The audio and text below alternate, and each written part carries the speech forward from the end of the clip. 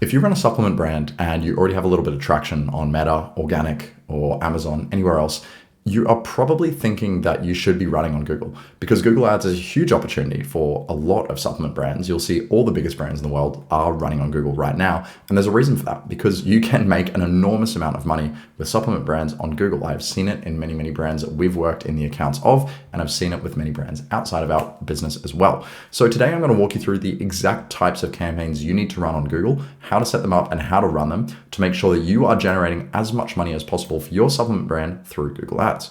And I'm going to use an example here of visionary.com.au. These guys are a really unique supplement. I personally support their brand. So I'm going to walk you through exactly how we would run their Google Ads, how it would help them make way more money through a range of different strategies on Google that you can deploy depending on what you think is reasonable in your market. Now, first of all, the most classic and general Google Ads ad that you will ever see is a bottom of funnel shopping ad, right? This is particularly for brands that are e-commerce brands. It is not for service-based brands because you have a shopping listing here with an image of your product, with a title, with a price, with reviews, everything like that. Now, these bottom funnel shopping ads are the opportunity to get your product in front of people who are already searching for that product that you have, right? So in this case, Visionary is an eye support supplement, essentially. So you could have people searching for eye support supplements. Now, you'll see in here, actually, all of these eye support supplements are not really advertised very well. They don't have very clear benefits. If we look at these product titles, right, this one is absolutely terrible. It just says lutein and zeaxanthin, 60 soft gels. A user looks at this, someone searching for eye support supplements looks at this and goes, what does that mean, right? They have absolutely no idea. This one's a little bit better. Eye and vision support with 7 natural da-da-da. Again, the rest of these are pretty poor. This one's okay. Vision health and blue light, right? Not bad. But if we had a product here, for example, Visionary, and we threw it in these shopping listings and it said, get rid of sore eyes in 1 day, or no more sore eyes from your computer, or eye support for tough days at the desk, or I don't know, anything like this, right? I mean, these are probably poor examples. I haven't taken a huge amount of time to think about the exact title, but my point here is if we were clearly displaying the example, the advantage, the benefit of the product in the title here, you'd have a massive advantage over all these competitors. And that's what you need to make sure that you're doing as a supplement brand. You are clearly identifying the advantage and benefit of your supplement, because the user doesn't care if it contains lutein and zeaxanthin in 99% of cases. They're just regular people who are looking to fix something. In this case, they're looking to support their eyes.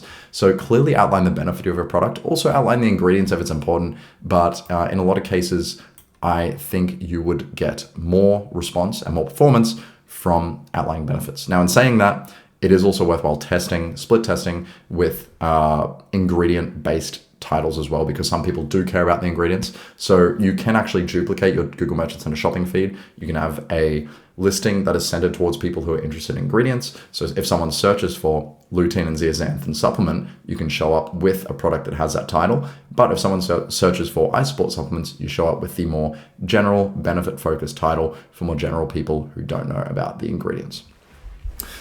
Now, if you are running these kind of bottom of funnel shopping ads, which are the classic Google shopping ads, when they click on your product, you want to send them directly to your product page. So this is super easy. You just send them to your existing product page. Make sure your product page is optimized. This is a great optimized product page here from Visionary. Works really well. It's got some nice, CRO done, some good upsells, some good packages, subscriptions, I think. Yeah, right. They have a lot of great options here. And the way that you would run this particular campaign is just through a shopping campaign with only your bestseller products. So if you're a supplement store, you may have hundreds of supplements, but if you were to run every single one of those in a singular campaign, Google is probably going to put all your spend towards 3 or 4 products, and they may not even be your best 3 or 4 products. So you want control over what Google is advertising, especially in the early stages in an account. Only advertise 5 to 10 of your top products. If you only have one product, that's super easy. Just keep your one product in. But don't advertise an enormous amount of products, because you're going to get lost in the data. Make sure you optimize your GMC listings. Now, this is what I was discussing above with your titles, your prices, your reviews, your shipping information, your return information, everything you can possibly put into your shopping listings in GMC, you should.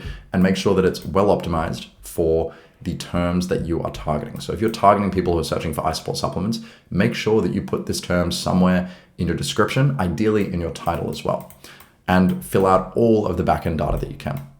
USPs and benefits and product titles. Now, I've already discussed this, but it's very, very important that you make the benefit to the user very, very clear in your product title, because when someone is searching for a solution to a problem, the problem, for example, in this case, is they have sore eyes, and you have a product where the title literally says cure sore eyes, or, support sore eyes, right? That's FDA approved, support sore eyes. It's going to trigger something mentally, psychologically in them that goes, oh, this is going to fix my sore eyes. It's going to help my sore eyes. Whereas if they just see lutein and zeaxanthin, it's not going to trigger that same emotional response. So make sure that you outline the benefit clearly in a sensible way, in a ethical and government agency approved way if you're selling supplements. But make sure to outline the benefit, because it will have a significant psychological effect on the customer. In the campaign itself, make sure to start with maximize clicks and then transition to maximize conversions. You don't want to start with maximize conversions if you don't have any data in the account. If you do have data in the account, start with maximize conversion. That's fine. Eventually, you will probably want to transition to a PMax in this campaign because it just has a little bit more power and a little bit more algorithmic support, and often does better than shopping campaigns. But start off with a shopping campaign, max clicks, put in your top 5 products, target your targeted regions, and make your products have clear benefits in the title, and that'll give you a massive head start over everyone else in the game. Next up, these ones are less common, but can work really, really well for supplements in very specific niche areas.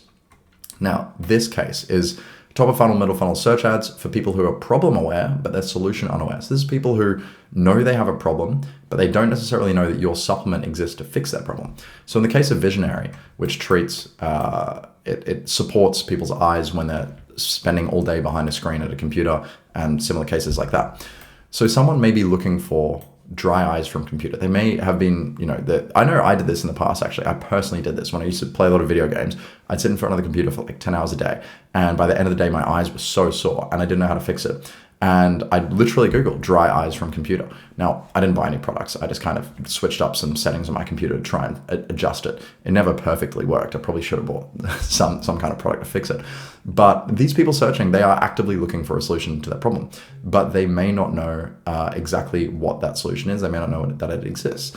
So you could advertise on this kind of keyword, dry eyes from computer, and you could put an ad down here, and that ad could be for your specific product and your specific brand. Now, imagine, right, Visionary had an ad just down here in the sponsored results that said, support for eyes that are looking at a computer all day, looking at a screen all day, whatever it may be, right? Just something that, again, clearly responds to the search term. So in this case, the search term is dry eyes from computer. You want to mention that specific issue in the headline itself. So it may say, support for eyes at an office all day, whatever it may be. Anyway, you have an ad here. Now, when you have that ad, that they click that ad with effective ad copy. I have another video on writing good ad copy if you guys want to go watch that and learn how to write good ad copy. But when they click that, they then get sent through to an advertorial educational comparison page, right? So this is a page that is specifically designed for the term that they were searching. So in this case, they were searching dry eyes from computer. Then you send them to a page and you say, oh, okay, this is how you stop burning, dryness, and fatigue from hours at your screen. And I just made this one on Claude. It's not perfect, but I whipped it up in a couple minutes. You can get all the copy from Claude and then just kind of whack it into your website and use it as, and just implement it with your own design. And this whole landing page, right? It walks through basically why you have burning, dryness, and fatigue from hours at your screen, the ways that you can, potentially amend it, and then at the end it says your product is the solution, right? So they read through all this to go, oh, right, it all makes sense now. Oh, yes, I have these symptoms. Oh, yes, I was struggling with this. And then it says, buy our eye support supplement now. We fixed this for hundreds of other people. And they go, oh, perfect, right? And in a lot of cases, they'll buy. So this is a way that you can intercept traffic that doesn't necessarily know about your product. So there's so many more people out there who don't know about your product, right? You imagine a pie chart of all of your, let's just say all your buyers. Maybe 10% of people knew about your product before they purchased it, but the other 90% have never heard about your product. You just look at everyone in the world, right? Maybe 5% of people know about your product in the world, and the other 95% have never heard of it. It's probably even more dramatic. So there's so many people out there who don't know about solutions of problems, but they do know about the problem because they're having the problem. So make sure to try this stuff. Now, it doesn't always work. It doesn't work for every brand. It doesn't work for every product. But in some cases, it can work really well because you can get really cheap CPCs because people aren't bidding on terms like dry eyes from computer because it's not an obvious transactional term.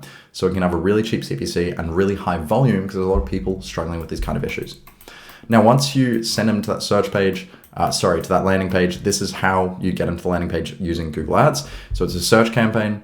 Make sure you have a different campaign for each angle. So this one, for example, is dry eyes from computer. Another angle could be dry eyes from poor sleep, or sore eyes from poor sleep, or watery eyes, or whatever it may be.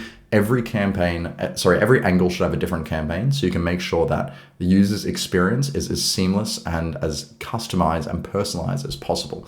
So you want everything within their experience to be consistent throughout the whole journey of purchasing.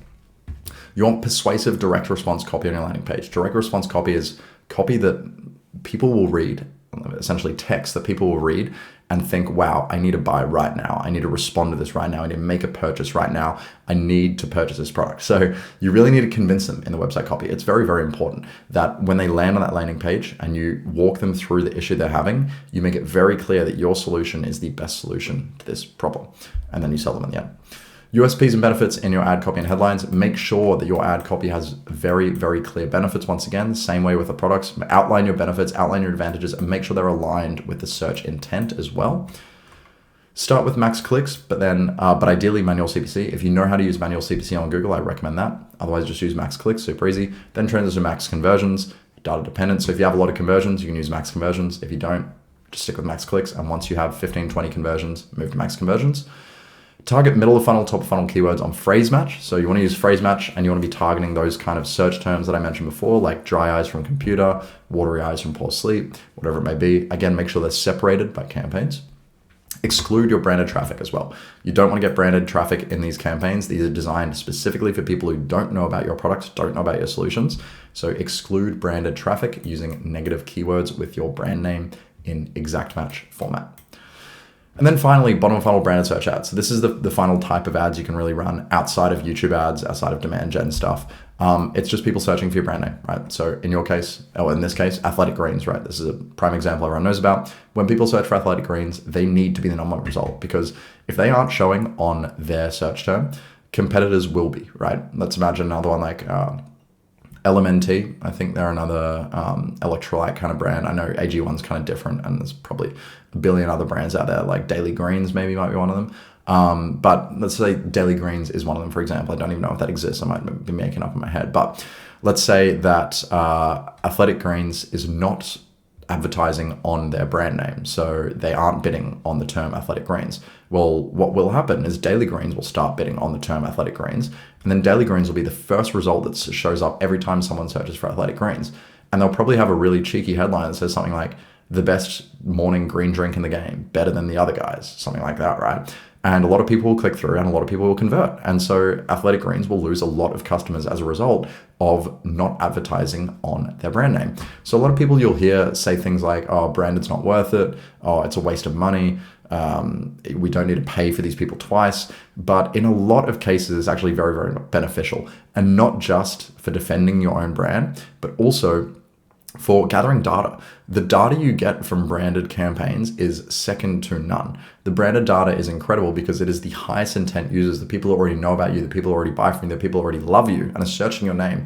And when they convert and send that data back to Google, it just makes it easier for Google to find more of the right people in your non-branded prospecting campaigns. So I highly recommend advertising on bottom of funnel branded search campaigns. Very, very easy. Just send them to the home page or the product page, split test them. Usually not much of a difference between either. You want to run this in a search campaign. Like I said, split test home product page, target only branded traffic. You don't want to target anything else at all. So exact match keywords for your brand name. So in this case, Athletic Greens, and then maybe Athletic Greens without a space. That'll probably be it. And use manual CPC or target impression share bidding. So again, you want to be very careful on branded campaigns. On branded campaigns, if you use automated bidding, Google will often inflate your bids because they want to make you spend more. So manual CPC or target impression share is the safest way to go about it. Make sure that you are dominating all of your branded searches. You don't want your competitors jumping in there and stealing your traffic and stealing your customers. So that's a quick walkthrough on how to market a supplement brand on Google Ads. So if you're running a supplement brand and you're already seeing success on Meta, on Amazon, on organic traffic, please feel free to book a call with me down below. I'll be more than happy to walk you through how you can effectively roll out on Google and start making a lot more money with Google Ads.